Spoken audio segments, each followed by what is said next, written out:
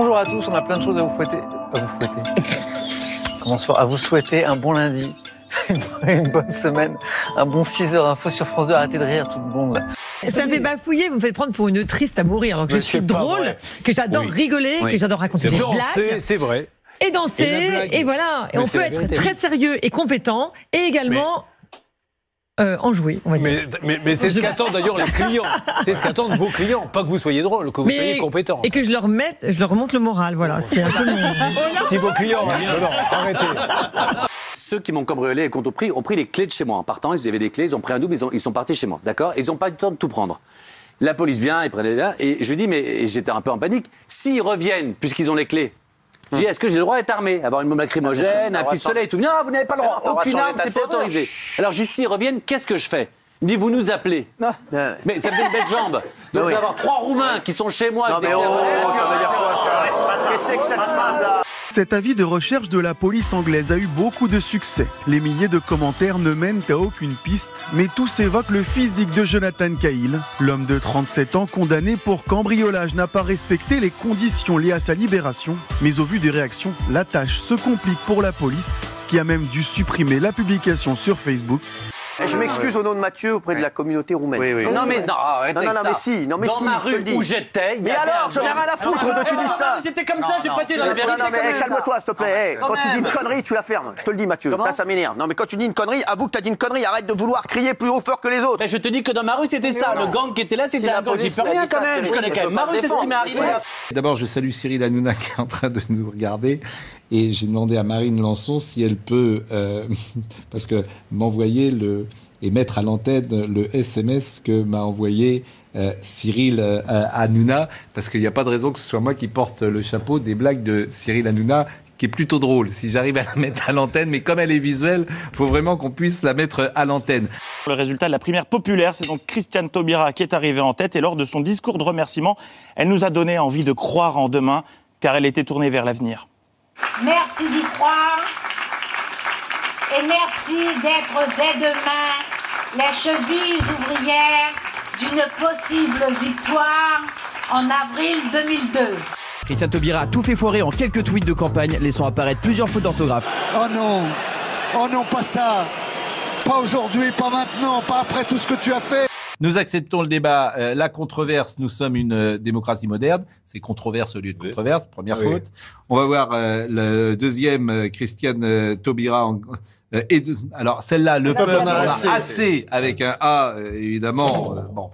Donc c'est quand même très étrange. Et puis il y en a la troisième, c'est s'il y a un tel mépris envers la primaire populaire, c'est parce qu'elle fait peur. Voilà. Donc vous avez vu quand même les résultats de M. Jadot et de M. Mélenchon, qui arrivent juste derrière vous. Donc ça montre qu'il y avait toutes les sensibilités. Mais eux n'avaient pas appelé à voter.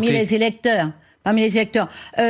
Ils n'étaient pas volontaires pour être candidats à cette primaire. Ils n'ont pas fait campagne à cette primaire. Vous comptez faire toute l'émission sur ce que pensent mes concurrents. Fallait les C'est le principe d'une interview. Christiane Taubira s'est apporté du contradictoire. Mais si vous voulez parler pendant 20 minutes, allez-y. Non, c'est pas que je vais parler je peux quitter le plateau aussi. Et ce matin, j'avais un tweet, mais j'ai pas pu vous le montrer à l'antenne.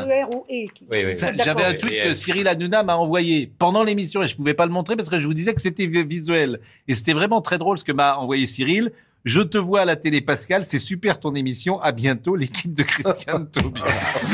Il m'arrivait avant de temps en temps de croiser Zemmour et j'aimais bien lui dire alors Zemmour, toujours homosexuel de gauche. Alors il faisait t'es vraiment un connard. On peut rien lui dire, hein. Ça ne donne pas envie de voter pour lui. Jean-Luc Mélenchon, 31%. 31%. Jean-Luc Mélenchon qui s'est plaint de ne pas avoir assez la parole. C'est lui qui a le plus la parole sur mes émissions. Et c'est ceux qui se plaignent le plus sur Twitter. Oui, je sais, mais c'est toujours ceux qui ont le plus la parole qui se plaignent le plus. En revanche, excusez-moi, chef, c'est Jean-Luc Mélenchon et pas Jean-Huc.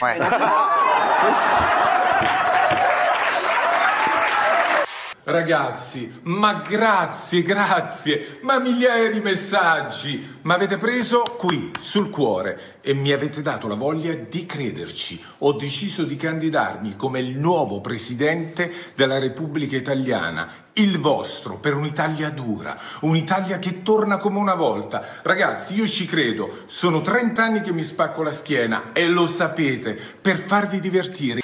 Vous savez ce qu'il vous reste à faire, Céline, s'il vous plaît? Oui, la chose que je fais le mieux au monde, de passer un appel. Non, alors ça c'est la deuxième. La première ne regarde absolument personne. Mais j'ai ici une 60aine de témoignages qui prouvent que ce que je dis. Donc...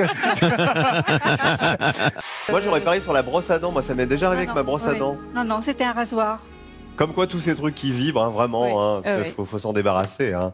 Rien ne vaut le naturel, messieurs, dames. Supportatemi, mi raccomando, condividete questo video sui vostri canali social e partiamo per qualcosa di magnifico. Ce sont les futurs ministres d'ailleurs.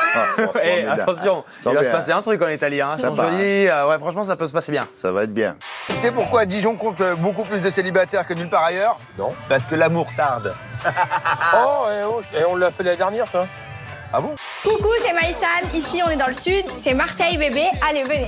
Mais dites donc, votre jolie petite bouille nous rappelle quelqu'un? On se serait pas déjà croisé quelque part? J'ai fait plein de télé-réalités qui m'ont un peu abruti. J'ai fait les Marseillais. Au niveau de mes passions, j'aime beaucoup lire. C'est sûr qu'il est pas pour moi parce qu'il lit.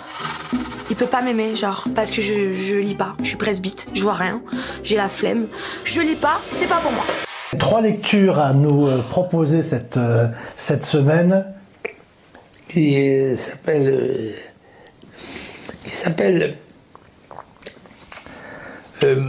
comment dirais-je, dépatroniser, etc. Merci beaucoup.